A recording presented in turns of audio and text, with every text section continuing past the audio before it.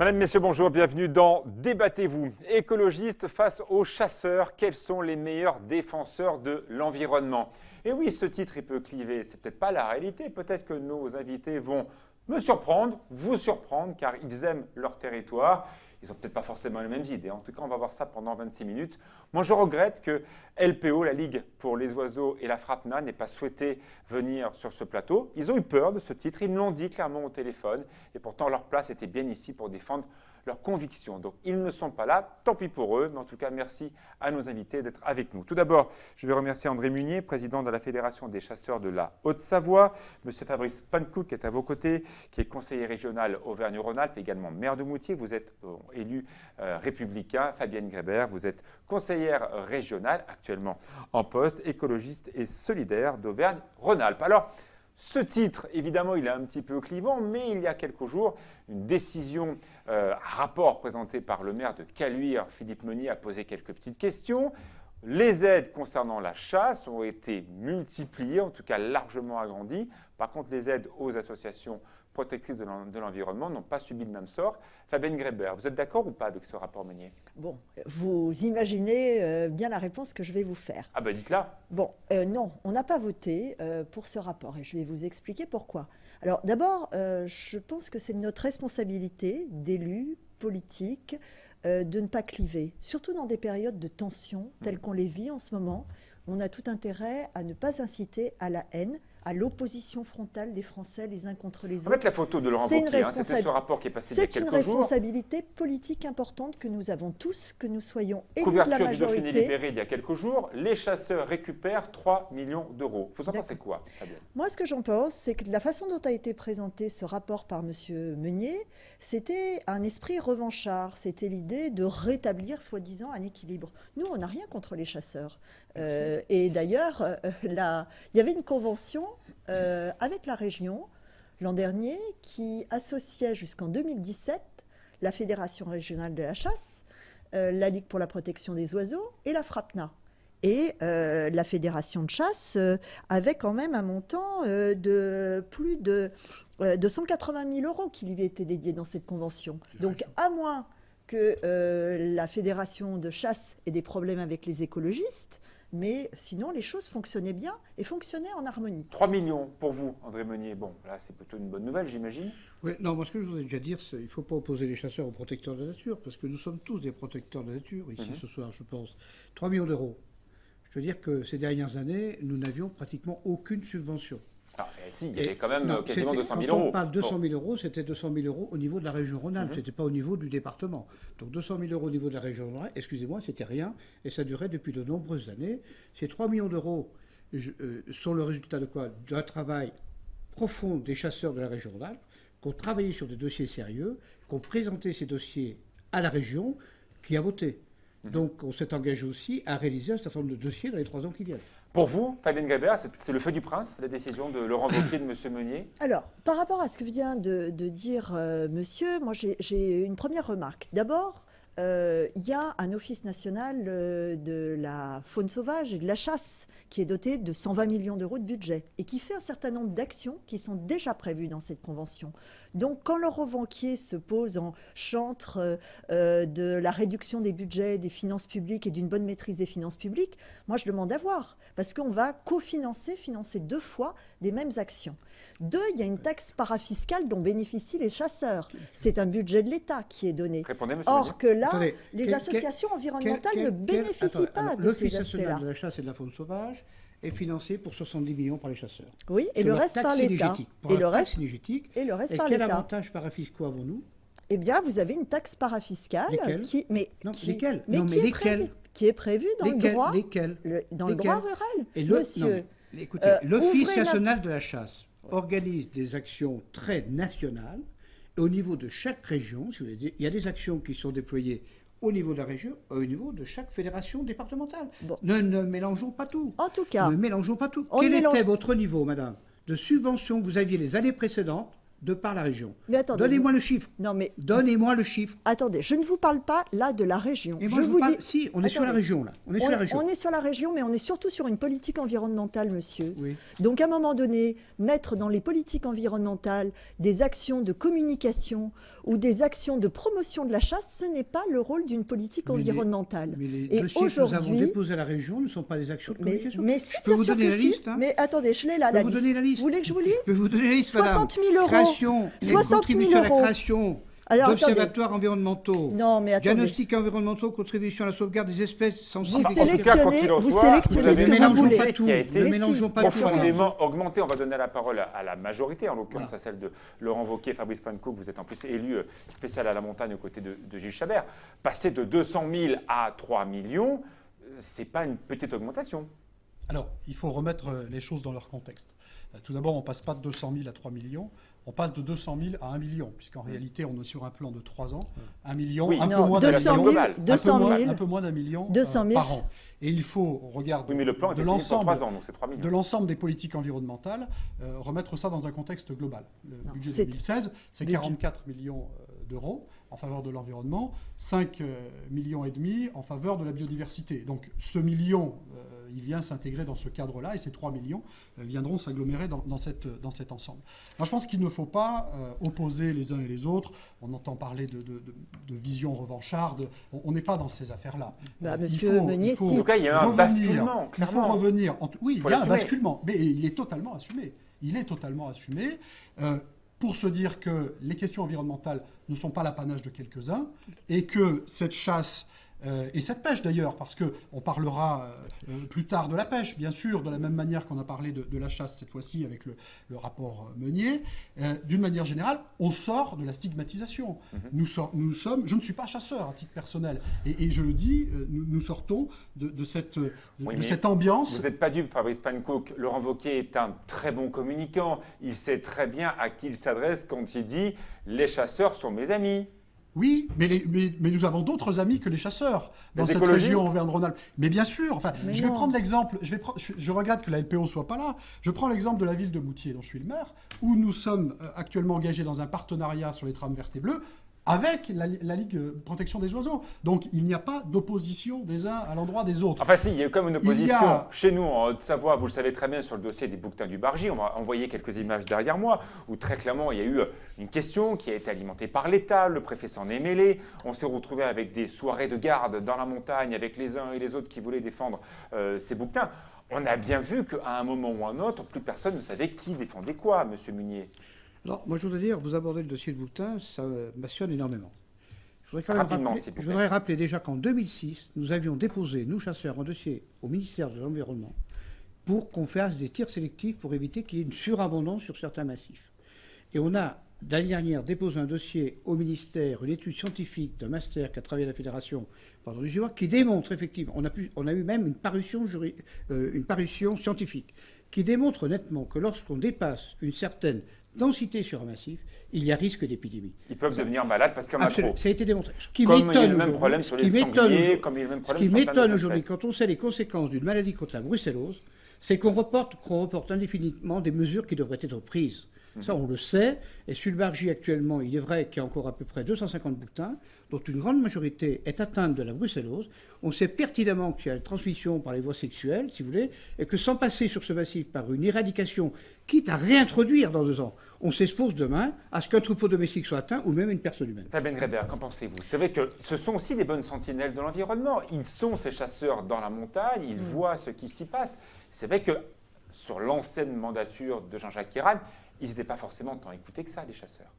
Alors, sur la question du bouquetin des Bargy, moi je ne vais pas faire un débat d'experts, mais à un moment donné, mettons aussi autour de la table les gens qui connaissent le dossier, l'ANSES par exemple, les associations, et on voit bien là que la Fédération régionale de la chasse manque d'expertise sur la question des corridors écologiques et du schéma régional de cohérence ça écologique, parce que Pourquoi quand n'ont-ils on pas tire... l'expertise supplémentaire? Pourquoi ils n'ont pas l'expertise? Parce que quand on tire sur des bouquetins, de toute façon, les bouquetins risquent de partir sur d'autres massifs et de de contaminer d'autres massifs qui ne le sont pas aujourd'hui. Donc c'est ça la position aussi des associations écologistes. Donc mettons-nous autour de la table, n'ayons pas une position clivante, analysons les risques sereinement avec les agriculteurs et pas que la fédération...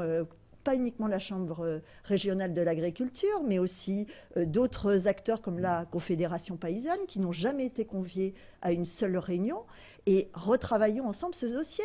Mais là, créer de l'opposition pour le plaisir d'avoir du papier dans la presse, c'est pas sérieux.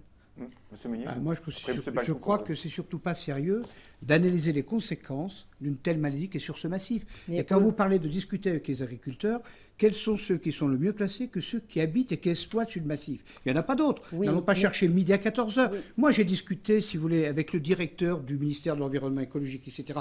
Notre dossier que nous avons déposé scientifiquement, madame, il tient la route. Je peux vous assurer, on n'a pas des parutions scientifiques comme ça aussi facilement. Oui. Ça veut bien dire que les données sont claires et qu'aujourd'hui, vous reportez en permanence, soi-disant, parce que les études scientifiques ne sont pas là, pour éviter la solution qui est demandée. Non. Et ce sera la seule. Ce n'est pas la seule, vous le savez très bien. Il y a eu une lettre de cadrage du mois de mai. Et quand vous parlez de corridor écologique, moi je vais vous emmener sur le Bargy, puis je vous montrerai où passent les bouquetins. Je peux vous dire où ils passent. Mais avec plaisir, les gens ne vont pas Monsieur beaucoup Meunier. sur le terrain avec nous. Mais avec plaisir, monsieur Meunier. pourquoi vous n'allez pas avec lui? Mais je veux bien. Je vous amènerai. Eh bien, avec Voilà. plaisir. Deuxième sujet, alors là je m'adresse à vous Fabrice Pankouk en tant que maire. Il y a eu le congrès de Domaines Cap de France il y a quelques jours. On a senti l'inquiétude chez les exploitants des remontées mécaniques sur ces modifications du projet UTN. Les maires qui ont des domaines skiables aujourd'hui sont inquiets parce que même parfois on retrouve des recours portés par les chasseurs et par les écologistes sur certains projets d'installation. Et on a vu plusieurs titres de presse sortir. Si la montagne n'investit pas, elle coule. On voit bien aujourd'hui que de changer un télésiège en montagne, de changer un équipement de neige de culture, ça devient de plus en plus compliqué. Et là, on sent qu'on n'est pas loin d'une polémique. On a vu des exploitants très inquiets. Le titre accrocheur disant que si on n'investit pas, la montagne perd. Titre du Dauphiné libéré il y a 3 jours. C'est une évidence. Et on ne peut ici qu'adhérer dans ce sens. Voilà. On a connu un certain nombre de procédures portées notamment par des associations de défense de l'environnement ces dernières années. Qu'est-ce que l'on cherche en réalité? On a ici un socle de valeurs communes de protection de l'environnement, de protection de la montagne, de défense de la montagne. Mais tout cela n'a de sens que si on a une montagne qui est aménagée et vivante là où l'homme a sa place. Bon. Donc aujourd'hui, nous avons besoin des mesures qui soient équilibrées. Alors, la question des UTN, ça ne parle pas au plus grand nombre. Les unités touristiques nouvelles. Mais il faut que nous ayons des dispositions qui permettent de ne pas laisser faire n'importe quoi, mais que cela puisse se faire dans un fonctionnement qui soit assez souple tout de même. Parce que s'il convient de réviser l'ensemble des documents d'urbanisme ou des planifications pour changer un télésiège, évidemment que ça n'est plus possible. Alors très clairement, on sent bien que du côté de la montagne française, on veut plus de souplesse pour changer les choses. Du côté de la mandature précédente, celle de Jean-Jacques Ayrault, mais aussi du fait du gouvernement actuel, on sent bien qu'on veut garder un environnement, on veut garder une montagne qui doit garder des corridors sauvages. Vous pensez quoi de ce débat aujourd'hui autour des UTN? Très clairement, est-ce que les écologistes sont dans leur bonne position, qui est de dire on stoppe, on met des recours à chaque fois que la montagne devient trop urbanisée, trop développée? Et on le voit bien. Vos amis italiens sont en train de bloquer le projet du Club Med du côté de Turin et ça pose un véritable problème d'investigation. Il y a des problématiques sur des télésièges entre Saint-Gervais et les Contamines, ou même parfois les chasseurs se joignent aussi aux écologistes.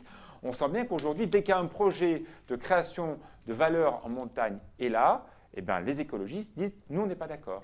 Attendez, le problème, c'est pas ça. Le problème, Expliquez-moi quel est c'est le de problème, gérer la montagne uniquement sur des indicateurs économiques et sur de la gestion, de la programmation, de la planification. La montagne, c'est aussi un patrimoine culturel, naturel, c'est du rêve, c'est de la poésie. Donc il faut garder la montagne comme à l'époque, c'est un peu les derniers gardiens de phare. Non, mais attendez, aujourd'hui, il en faut des gardiens déjà, parce que sinon, je vous rappelle quand même que la région a substitué un plan montagne avec un plan neige, et donc l'idée, c'est d'équiper la montagne de canons à neige. Vous le savez, le plan neige n'est pas limité à la question de la neige. Vous savez pertinemment qu'aujourd'hui, c'est des centaines de millions d'euros qui vont être investis dans des canons à neige, dans des stations qui, de toute façon... Pour l'instant, il y a 10 millions d'euros de la région en direction de la neige, et vous savez très bien que le plan neige, c'est 5 piliers. La neige, ça n'est que le premier. Et l'objectif, l'idée, monsieur Pankouk, c'est de pouvoir gérer la région à l'aune d'un peu plus d'un mandat. ça et d'avoir une vision un peu long terme. Quelle est votre vision à long terme de la montagne aujourd'hui ? Je pense qu'elle n'est finalement pas si éloignée de la vôtre. Parce qu'il faut qu'on ait des espaces qui soient préservés. Il faut qu'on ait des espaces très naturels.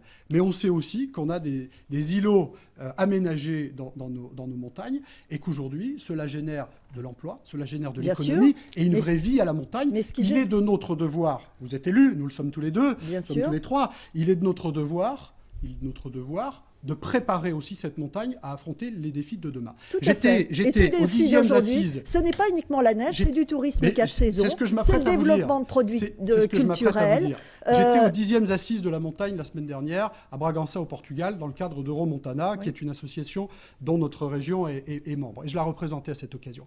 Nous avons vu des choses extrêmement intéressant. Et qu'attendez-vous pour les mettre en place? C'est pas là-dessus que vous faites des investissements pour la région aujourd'hui. C'est pas là la priorité. Nous étions dans l'échange sur ces questions-là. Les Norvégiens nous ont apporté un éclairage tout à fait novateur. Tout à fait novateur. Qu'est-ce qu'ils ont fait, les Norvégiens? Gilles Chabert, lui, dit, quand il lance le plan montagne, il dit que c'était bien sous l'époque de Pompidou. Et qu'il dit qu'on avait fait du feu de Dieu sur l'époque de Pompidou. Alors, je ne vois pas où est l'innovation dans votre programme. Vous connaissez la manière de parler de Gilles Chabert. C'est un ami et je ne dirais pas le contraire. Mais il y a aujourd'hui ces exemples, je cite celui de Norvège par exemple, où en réalité, qu'ont-ils fait? Ils ont fait il y a déjà quelques années ce que nous faisons aujourd'hui avec Auvergne-Rhône-Alpes.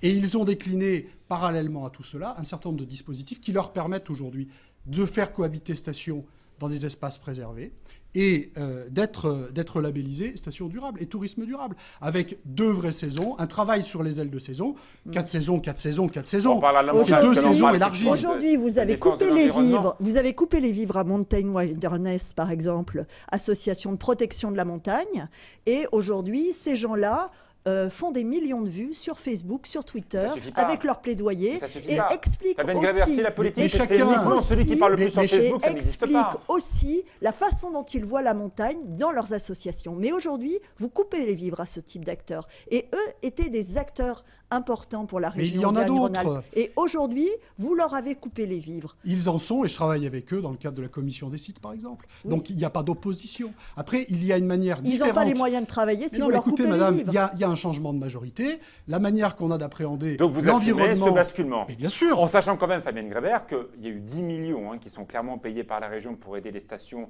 à rénover leur neige de culture. La région d'à côté, Provence-Alpes-Côte d'Azur, c'est pas 10, c'est 100. Donc on peut dire que la mesure d'accompagnement de la région Auvergne-Rhône-Alpes, c'est pas non plus énormément. Je vais vous citer des régions autrichiennes qui investissent tout autant sur le tourisme d'été que le tourisme d'hiver.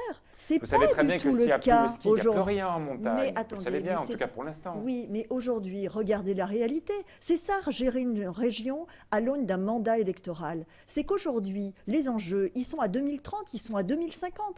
Et on sait très bien les réductions d'engagement. Montagne 2040 de Jean-Jacques Queyrat, on a vu plein d'idées, mais on n'a pas vu beaucoup de concrétisation. Bah écoutez, oui, la région n'a rien fait de mieux que de remettre en question des plans qui avaient été négociés et définis de manière partenariale avec les acteurs du tourisme et les associations. Quand vous serez allé avec notre ami voir les bouquetins, moi je vous invite à suivre Ski Débrief, à suivre aussi l'événement similaire qui se passe sur la montagne d'été, et vous aurez, je pense, une vision qui est différente. Parce qu'en réalité, ces acteurs de la montagne d'aujourd'hui, ces décideurs en station, n'ont pas la vision qui est la vôtre sur le développement qu'il faut apporter. Nous allons quitter la montagne aménagée pour la montagne sauvage avec 2 espèces. Alors on va commencer par un exemple un peu crivant et on terminera par un exemple qui a bien fonctionné, parce que le gypaète barbu a été quand même, on peut le dire, de tout le monde, une véritable réussite sur le territoire. Mais évidemment, on ne peut pas ne pas parler du loup, notamment en Savoie. André Munier, on le sait, le loup a inquiété beaucoup d'éleveurs en montagne. Côté chasseurs, ça n'a pas été un dossier facile à gérer non plus pour eux. Alors, quelle est votre position? Non, c'est un dossier très difficile. C'est un dossier que je porte d'ailleurs au niveau national depuis 2009, si vous voulez. Et je dois dire qu'en 7 ans, on a eu des avancées considérables. Moi, ce qui m'inquiète aujourd'hui, on ne va pas faire l'historique de tout le dossier. Non, mais rapidement, où est-ce qu'on en est? Moi, rapidement, si vous voulez, aujourd'hui, nous sommes arrivés à une situation, lorsque des prélèvements sont autorisés, que ces prélèvements peuvent être... ça veut dire abattage. Abattage, que ces prélèvements très jolis, mais à la finale, peuvent être effectués, bien sûr, par la louveterie, etc., mais également par les chasseurs, dans la mesure où ils ont subi une formation. Simplement, ce qui m'inquiète dans ce dossier, si vous voulez, on arrive aujourd'hui en France à peu près à 350-400 loups. Et on a le loup dans 49 départements aujourd'hui, si vous voulez, ce qui est quand même important. Mais ce qui m'inquiète avant tout, il faut que les gens qui nous écoutent le sachent bien. Le loup, aujourd'hui, il coûte à la société française plus de 20 millions d'euros par année. Voilà ce que coûte le loup aujourd'hui, 20 millions d'euros par année. Mais c'est comment vous tenez ces chiffres? Ils sont très officiels. Si je fais partie du groupe national loup, je peux vous dire qu'ils sont très officiels. Il y a 18 millions et quelques qui sont donnés pour de la prévention et 2 millions et quelques pour les indemnités. Donc c'est un chiffre qui est important. Moi, j'ai toujours dit depuis 2009, je ne suis pas pour l'éradication du loup. Mais on doit le réguler pour trouver une harmonie au niveau de la biodiversité. Fabienne Ravert vous répond. Alors, les loups, en Haute-Savoie, par exemple, il n'y en a plus que 2. Donc, non, il y en a 4. Pardon? Il y en a 4. Bon, en tout cas, moi Vous j'ai avez entendu... passé des soirées à Non, aller mais- compter les loups et les bouquetins, vous avez Non, passé mais- des bonnes Alors, soirées en montagne. je précise quand même, attendez, je précise quand même que les chiffres que je vous donne, ils sont exacts. Si je prends un massif comme l'Aiguillère, qui est connu des Hauts-Savoyards, ça fait quand même 4 ans qu'on a des appareils photo pour voir quel est le mouvement des loups sur ce massif, etc. Et que depuis 2 ans... 2, Bon, 4, enfin, c'est pas bref. non Non, plus mais ce que je veux dire énormément. simplement, c'est que depuis 2 ans, on n'a toujours que 2 loups sur l'Aiguillère, il n'y en a pas Bon, de plus. Fabienne Ravert Bon, vous répond. donc, on peut dire 2 ou 4. En tout Oui. cas, si vous en tuez 2, ça fait 50% de la population des loups de Haute-Savoie qui est éradiquée. Je ne vois pas ce qu'il y a comme prélèvement. En plus, Oui, pour mais- une... Je vais terminer, monsieur, Non, si vous permettez. Oui. Qui est une espèce protégée par la Convention Oui, de je Berne connais. et qui, de toute façon, ne nous autorise pas à tuer des loups. Ça, c'est le premier point. Oui. C'est très encombrant, cette situation, parce qu'effectivement, il faut assurer la coexistence entre de l'élevage et l'élevage pastoral et le loup. Mais là aussi, voyons une politique sur le long terme. Vous parlez de coûts, mais c'est des coûts à court terme. Or, on ne voit pas du tout le bénéfice du loup. Et il y en a en tant que grand Quels sont-ils? prédateur. Qu'est-ce que Eh vous appelez un bien, bénéfice? Mais les bénéfices, c'est un grand prédateur Et puis- qui a une démarche tout comme celle des chasseurs aussi, d'étaler, de réguler les grands Comparer ongulés. un homme, On n'est un pas- animal, madame, quand même, Madame Madame, Ravert. on ne peut pas Attendez. se comprendre. On ne peut pas se comprendre. Non, on ne peut pas se Moi, comprendre parce je que Bah, vous écoutez-vous déjà. considérez- Moi, je Écoutez-vous. pense à Oui, ces voilà. éleveurs. Je C'est- pense à ces Oui, éleveurs. non mais attendez, Madame, monsieur. quand vous on est éleveur et considérez- qu'on a des animaux, vous c'est con- important. Oui, Et ces gens-là, chaque année, c'est 20 millions d'euros qu'ils doivent investir. D'accord, mais Voilà. attendez, c'est pas eux qui Mais il faut les le dire. versent du C'est part. 20 millions d'euros, il faut le dire. Oui, mais attendez, monsieur, vous n'êtes pas au sommet de la hiérarchie. Vous avez une vision d'une politique ringarde. Excusez-moi, Ça veut monsieur, dire quoi, vous êtes ça? un Ça homme veut du dire quoi? XXe siècle. Ça veut dire quoi, ça? Parce que vouloir gérer les écosystèmes Oui. comme gérés par l'homme, c'est une ineptie au sens de l'environnement. Les écosystèmes, vous y participez, Répondez, vous monsieur en Meunier. faites partie, mais vous n'êtes pas au sommet de la pyramide. Vous Ça, répondez, c'est monsieur des Meunier. politiques Quelle est la place du qui chasseur dans datent tout ça? de la Renaissance. Écoutez, la place du chasseur, on s'est bien rendu compte, avant que les chasseurs puissent réguler le loup, quand des prélèvements étaient autorisés par le préfet moyennant une surdensité, c'est là où on a réussi à faire les prélèvements, si vous voulez. Autrement, les prélèvements ne pouvaient pas se réaliser. Aujourd'hui- C'est un constat. Enfin, écoutez, madame, On a ça besoin fait d'un- 7 ans que je suis ce dossier. Oui. Alors, s'il y a peut-être des dossiers sur lesquels je peux difficilement parler, là, je le connais parfaitement. Mais je Et la ne remets- preuve, quand vous dites Convention de Berne, aujourd'hui, Pour les vous, c'est le Espagnols... chasseur qui doit réguler cette problématique Enfin, du loup. il doit participer à la régulation du loup. Enfin, non, c'est pas ce que vous avez donc, dit. Vous avez dit non. qu'il était au-dessus des autres. Non, j'ai dit que les chasseurs avaient maintenant la possibilité de le réguler, ce qui n'était pas le cas au départ. Et depuis 2 ans, si vous voulez, lorsque le préfet autorise des prélèvements dans une zone donnée, les chasseurs peuvent le réguler s'ils ont eu la formation. Donc, il y a C'est ce que je 4 dis. loups en Haute-Savoie. Les éleveurs constatent qu'il y a beaucoup moins Mais en d'attaques cet Haute-Savoie, on n'a été. aucune autorisation de prélèvement. Il y a eu beaucoup moins d'attaques cet été dans les élevages pastoraux. C'est passionnant de vous Donc- écouter, mais j'aimerais qu'on se quitte sur un exemple qui a bien fonctionné. C'est la préservation d'un oiseau extraordinaire, ce rapace qui s'appelle le gypaète barbu. Fabrice Pankouk, on a vu qu'au-delà des clivages, tout le monde est arrivé à préserver cette espèce. C'est un bel exemple. C'est un bel exemple sur lequel on arrive à s'entendre sur ce qui fait le socle des valeurs communes et la préservation des espèces. Voilà. C'est un bel exemple. Fabien Grabert, tu n'es pas Mais- perdu? Mais je l'espère. En tout cas, je crois qu'on a une autre forme de politique à inventer. Pas une politique de clivage, comme l'a fait Laurent Wauquiez aujourd'hui dans la région. Et comme mais vous le faites aussi un peu, madame. Non, je suis désolée, monsieur. Vous ne m'avez jamais entendu dire du mal de la Fédération régionale des chasseurs. Vous ne pourrez, contrairement à ce qu'a reformulé Laurent Wauquiez, réécouter mon intervention. Mais vous Je avez, un n'ai discours pas eu vous avez un discours qui est absolument exclusif. pas. Mais absolument pas. J'ai un discours d'intelligence collective et de concertation. Et là, vous avez un discours clivant. Et vous le faites. Et dans votre communication, vous opposez de la même manière les chasseurs aux écologistes. Vous opposez... Moi, je travaille avec tous. Hein. Mais Donc finalement, mon titre en bas, il n'était pas si mal. Hein. attendez. Écologiste ou La question- chasseur, quels sont les meilleurs défenseurs de l'environnement? Mon Mais titre, il c'est-à-dire était qu'ils un ont- peu clivant, Si. mais il n'est pas très faux. Je dirais aujourd'hui, vous ne pouvez pas sortir de cette question en disant c'est les chasseurs qui sont j'ai les pas dit meilleurs, qu'elle les allait gagner, mais écologistes. mon titre, il n'est pas C'est- totalement... Mais c'est-à-dire qu'en Ensemble. réalité, ils ont tous leur place. Oui. Mais pas forcément André la Meunier, même pour lecture de la conclure. place qu'ils doivent avoir. Moi, je dirais Mais- tout simplement, il faut bien terminer avec un peu de sourire quand même, que les meilleurs écologistes, ce sont les chasseurs. Et qu'on a réussi parfaitement avec le JPA de Barbu, en tout cas. Je ne suis pas sûr que Mme Greta soit d'accord Non. Mais avec c'est bien vous, pour là. ça, mais bon, écoutez. Non, mais moi, écoutez, je constate que je je- fais de la préservation, de la gestion en permanence. Je, Vous voyez, je ferai si vous un- la taquinez, comment voulez-vous Mais qu'elle vous c'est- réponde? Mais non, mais. Non, mais je ferai avec plaisir. J'ai eu l'occasion en tant que maman de faire des visites le soir, d'aller voir des animaux sauvages avec mes gamins quand ils étaient à l'école. Mais je vous fais totalement confiance sur la faune sauvage. Oui. Mais il y a un certain nombre de points sur l'écologie sur lesquels je ne vous ferai pas confiance. Et où là, on a besoin d'avoir des environnementalistes, des écologistes qui soient reconnus pour leurs compétences, pour leur expertise, pour leur démarche sur vous des concluez. sujets comme l'eau, la forêt Et et, c'est d'autres les sujets que l'on écosystèmes. verra sur 8 Mont Blanc. Merci beaucoup à vous trois, à vous de vous faire votre propre opinion sur cette question. Écologiste ou chasseur, quels sont les meilleurs défenseurs de l'environnement? En tout cas, ce qui est sûr, c'est que les uns et les autres aiment ce territoire. Merci beaucoup à vous tous. Dans 15 jours, un autre débat. Pourquoi la SNCF déraille-t-elle? Eh bien, on essaiera de répondre à cette question en 26 minutes. Bon courage.